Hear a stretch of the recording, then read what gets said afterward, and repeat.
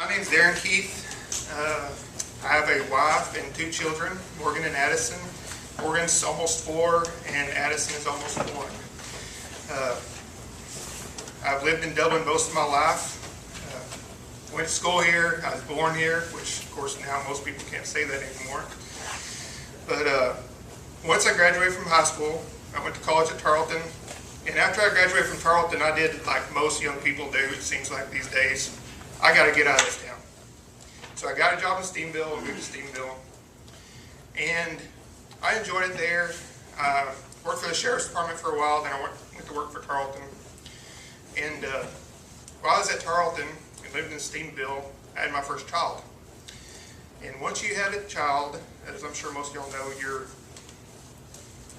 your opinions change of where you're living.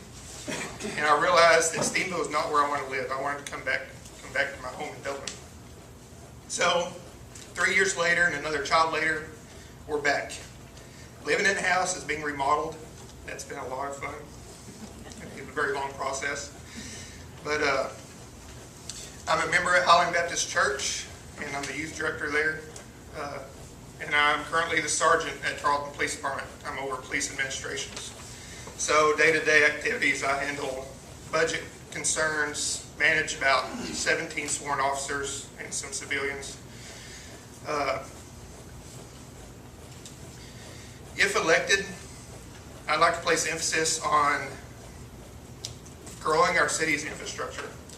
I think our citizens deserve a reliable sewage system and clean drinking water. I know when I got that fancy letter in the mail saying our water is not really that good, and then the little sentence at the end that said, well, we hope to get a grant in the next year to fix it. I just don't think that's good enough. And I'd also like to put emphasis on our police department. I know we've had a rough go of it, it seems like, the last few years. But this town is still a safe town. If you look at our statistics for Dublin compared to other cities our size, we're still a safe town. And so our police department's probably done well with the resources they give them. But we can always do more. If you've paid attention to the budget, you know their budget's being cut by like $200,000 in the last 5 years. So they're working with less now and having to still do more because our population is still growing. So I'd like to do a little bit something about that. But as we all know, with the closing of Dr. Pepper and the loop coming, it could either be a prosperous few years for us or it could not be. And that's all going to be up to us and how we manage the city's resources that our citizens decide to give us.